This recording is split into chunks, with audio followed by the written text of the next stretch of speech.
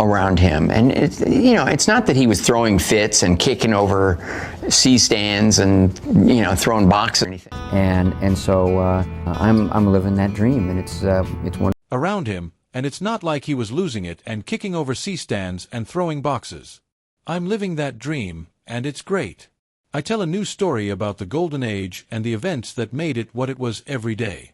If you want to remember these times with me, click subscribe. It was free and meant a lot. Thanks for being here. Let's start now. Ron Howard has always been the one who kept things calm. A director who is known for respecting people and treating them well. But when someone asked him about the darker sides of the business that raised him, his face changed. The so-called golden age of Hollywood wasn't really golden, he said in a quiet voice one time. People wouldn't believe what some legends did when the cameras were off. He said that the world was made of quiet, stress, and being pushed around. A place where some stars' fame protected them and let them act however they pleased. The people who made America's dreams come true were also the ones who broke people's hearts behind closed doors. After all these years, Ron Howard is finally ready to say the names of those involved in the chaos. This is Errol Flynn, the bad guy behind the smile. Before there were movies about slick spies or drunk pirates, there was Errol Flynn, the charming risk-taker who made danger look cool.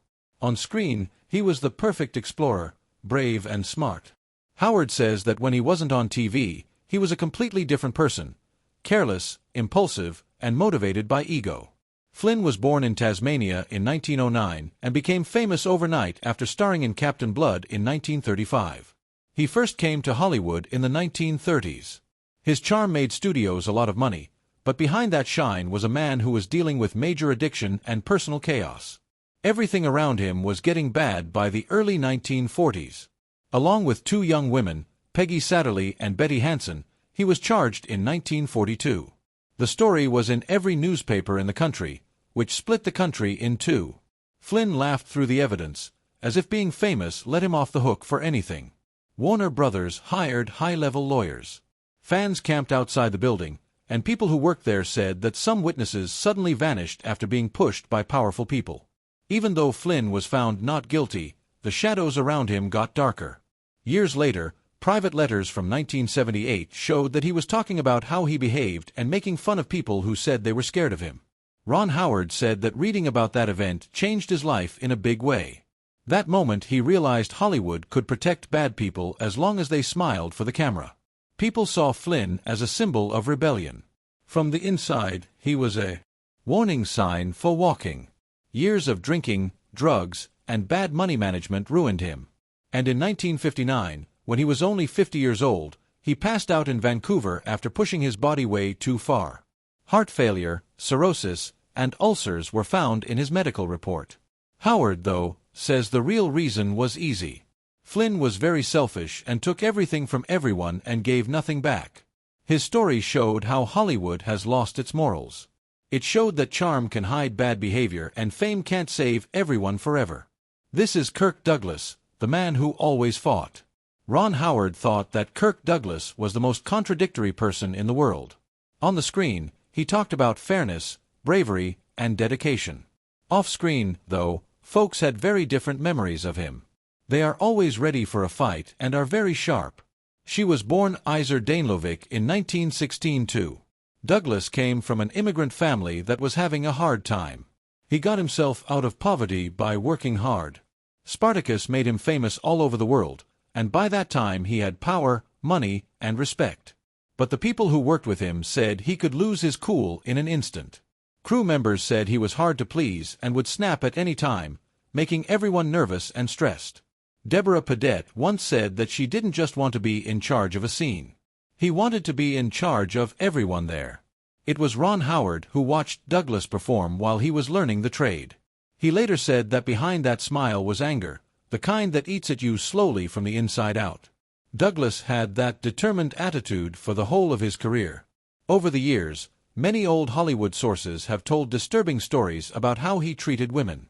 A few writers and people in the business have talked about Natalie Wood claims from the 1950s, citing what her sister Lana said in a 2018 book. For years, people have talked about these stories. Since many of the important people involved are no longer alive to speak for themselves, Howard stresses that these kinds of claims are more like the difficult, messy, and often secretive culture of the time than actual facts. Douglas was never charged, and the whole thing went away behind the same wall of silence that kept a lot of important men safe at the time. People didn't talk about the scandal again after he died in 2020 at the age of 103. It came back because experts were finally being honest about the society of old Hollywood. He had the power to lift or freeze a scene, making people feel inspired or stressed at the same time. It was said by Stanley Kubrick, who directed Douglas twice, that he was the most driven and difficult person he had ever met. Ron Howard. Later, they thought about how Douglas's life wasn't really about skill or fame. It was about how power that isn't checked can change the rules to favor one person. Douglas walked around like nothing bothered him, and the business world didn't care. Many people watched as Douglas took an honorary Oscar in 1996. He was an older man trying to end his life with honor.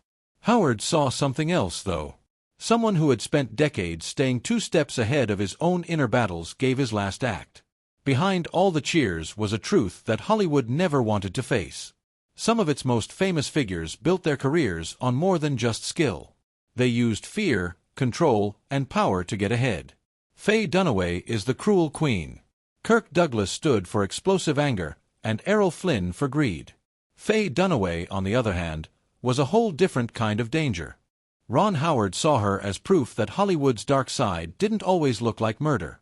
It could show up as pride, shame, or a cold control that was strong enough to break a set. Dunaway was born in Bochum, Florida, in 1941. She rose quickly and was in Bonnie and Clyde in 1967 and Chinatown in 1974. Hit after hit.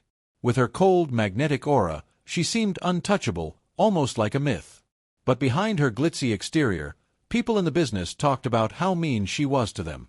On the crew, people talked about her temper tantrums, unreasonable requests, and how she treated helpers like they were trash. One of her co-stars, Rutana Alda, once said, "You could feel the fear on set. It was like everyone was waiting for an explosion." Many people saw Dunaway's behavior in that movie, which was supposed to show emotional abuse. It is said that Dunaway repeated the following lines while playing the cruel Joan Crawford, in the same cold way on set. After the fact, director Frank Perry said he almost quit the project because of her violent attacks. She threw things and yelled at makeup artists, and one time she wouldn't shoot until the lighting made her look perfect. Ron Howard would later use her as an example of what can happen when an actor's need to be in charge turns into full-on emotional dominance. The stories kept coming. It was said that she hit a reporter on The Wicked Lady.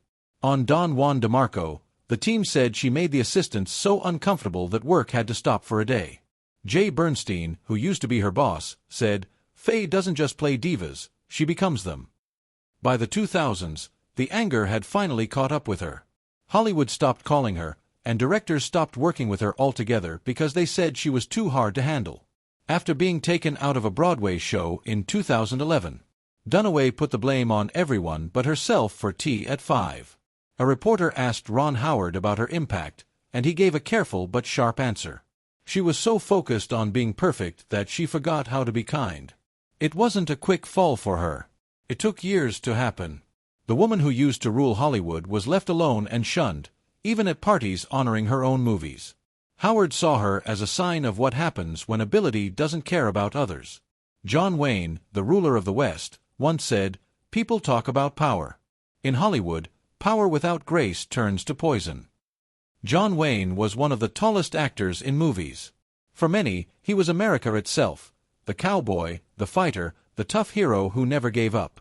But for Ron Howard, who watched those old movies on black and white TV as a child, the truth behind that famous picture was darker.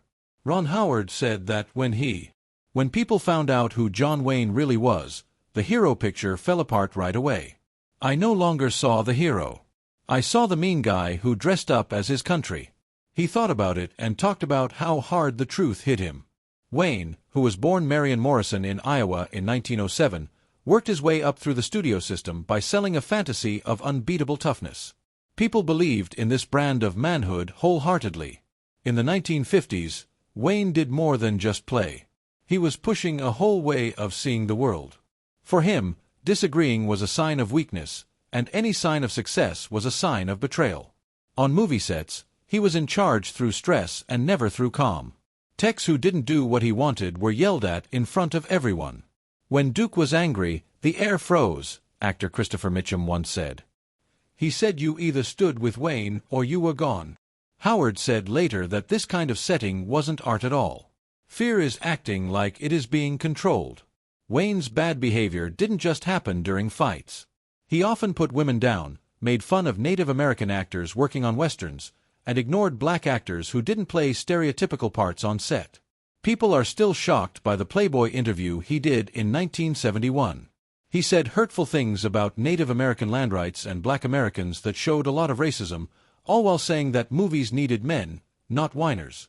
These comments came up again years later and showed that the man was not a patriotic hero but rather someone who was stuck in his extreme views. Wayne and director John Ford had a big argument on the set of The Searchers about how to play Ethan Edwards. Ford pushed for a more honest picture because he was written as a hateful and angry person, but Wayne fought back.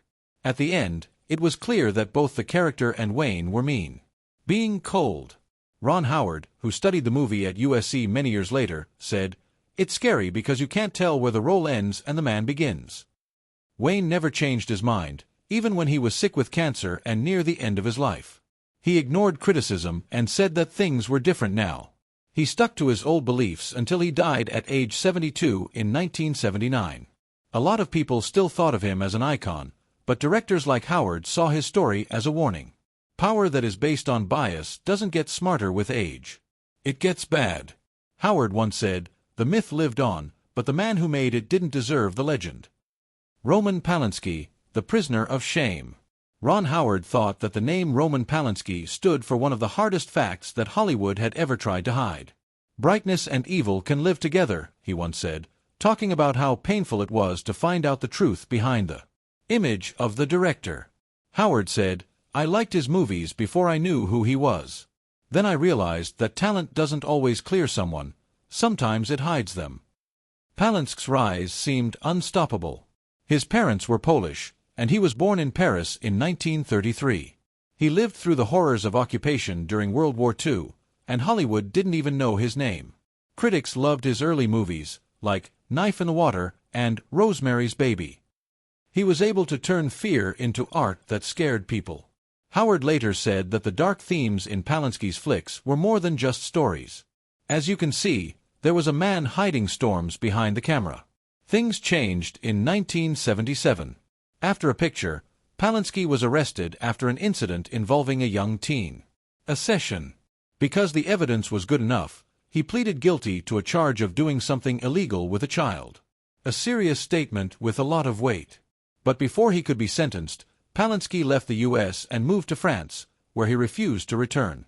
Hollywood broke up quickly and furiously. There is still a divide between those who fully condemned him and those who defended him by calling him an artist who had been tortured. Howard was a young director who was watching this happen. He found the response to be very sad. He said years later that they talked about art while a child's life was falling apart. He was referring to how the business twisted itself into knots instead of taking responsibility. Polanski's decision to leave Hollywood on his own became one of the most well-known moral stains on the industry's history. The case never went away.